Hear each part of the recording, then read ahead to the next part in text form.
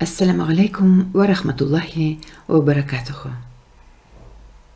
Qadrli musulmon qardoshlar, bugun men sizga Rail Fayzrahmonovning Va'zlar jiyilmasi degan kitobidan tag'i bir va'z o'qib eshittirim. Yaxshilik bilan yovuzlik bir tegiz bo'lmas deb ataladi. Rahim etib tinglaysiz. Odashudagi ko'pchilikka sukurlarcha iyarib, gunohga botmas uchun Allohı öğretkençe yaşasak idi de. Әмма biz koy vakit tire-yoqda buzuqlıq көп таралу себепле koy bir günahlarga жеңіл qarab, өзібіз de оларны qılabız. Zamanası şunday bulgaç, boşqaça yaşap bulmay, bir mingine nişli olam, dip aqlanabız. Şınlap da tire-yoqda günah taralу себепле kişi ona жеңіл qarı başlay. Ул гадәти bir гамәлгә әверелә.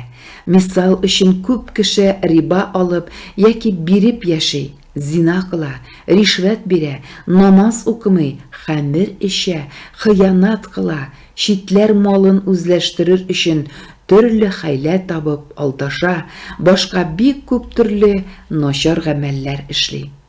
Күңеле кабул итеп бетермәсә дә, гөнаһ икәнен аңласа да, туктарга, яхшы якка үзгәрергә уйламый. Сәбәбе бер. Күпчелеккә иярү, күпчелек шулай яшәгәч, шулай тиеш, шулай дөрес дип уйлау. Бу кеше психологиясына бәйле, холкыбыз шундый. Әмма бу уңышка илтә торган бәхет юлы түгел. Чөнки Раббыбыз Коръәндә әйтте: Яман белән яхшы бер-берсенә тең түгел.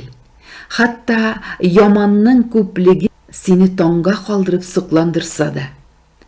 Эй акыл ияләре, сез Аллаһка тагъва булыгыз, бәлки сез уңышка ирешерсез.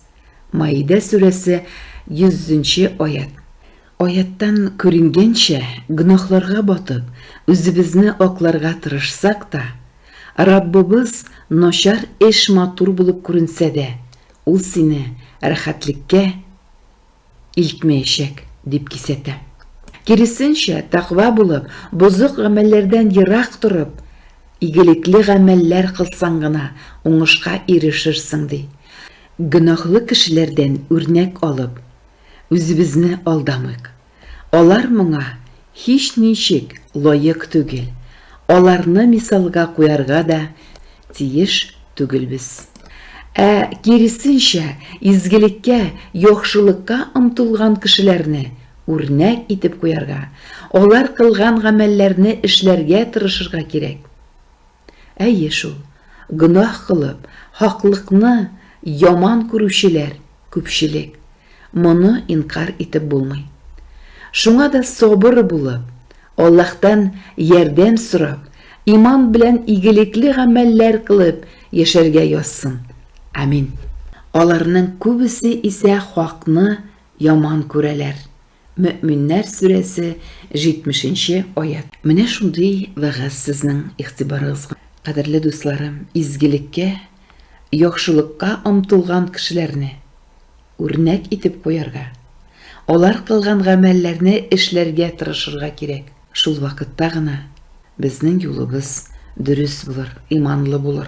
Ассаламу алейкум ва рахматуллахи ва баракатуху.